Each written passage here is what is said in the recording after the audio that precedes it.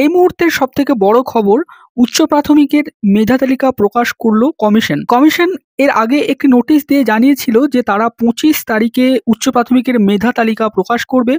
এর আগে মহামান্য কলকাতা হাইকোর্টের ডিভিশন বেঞ্চ উচ্চ প্রাথমিকের মেধা তালিকা প্রকাশ করার জন্য কমিশনকে নির্দেশ দিয়েছিল গত 28শে অগাস্ট, এবং 14,052 জন প্রার্থীদেরকে নিয়ে মেধা তালিকা প্রকাশের নির্দেশ দিয়েছিল।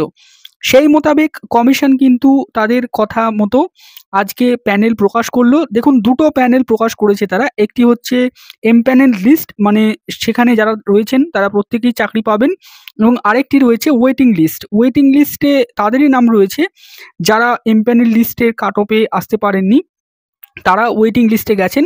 তো ওয়েটিং লিস্টে যারা রয়েছেন তারা মূলত এমপ্যানেল লিস্টে যারা চাকরি মানে পাবেন না, বা সেখান থেকে যে ভ্যাকান্সিগুলো ক্রিয়েট হবে তখন ওয়েটিং থেকে তারা পাবেন। তো বিষয়টি আপনারা বুঝে গেছেন। এখন কমিশনের ওয়েবসাইটে প্রচণ্ড চাপ। এখন এই মুহূর্তে কমিশনের ওয়েবসাইটটা খুলছে না। পরবর্তীতে আপনারা হয়তো অনেকেই মেরিট লিস্ট পেয়েও গেছেন, না হলে একটু রাত্রের দিকে কমিশনের ওয়েবসাইটটা খোলার চেষ্টা করুন, দেখবেন স্মুথলি খুলে যাবে। আমিও চেষ্টা করছিলাম কিন্তু সঠিকভাবে খুলছিল না, তো জাস্ট একটু দেখলাম। তো এই খবরটিকে আপনাদেরকে দিলাম যে উচ্চ প্রাথমিকের মেরিট লিস্ট কিন্তু কমিশনের ওয়েবসাইটে পাবলিশ করে দেওয়া হয়েছে।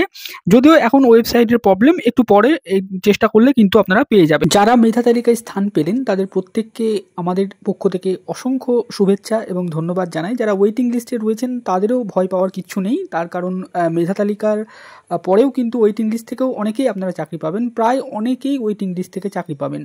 তো এই প্যানেলে যারা যারা রয়েছেন ওয়েটিং এবং মেধা তালিকায়, তাদের প্রত্যেককে আমাদের এই চ্যানেলের পক্ষ থেকে অসংখ্য শুভেচ্ছা জানাই, এবং আজকের এই ভিডিওটি শেষ অবধি দেখার জন্য আপনাদের সকলকে জানাই অসংখ্য ধন্যবাদ।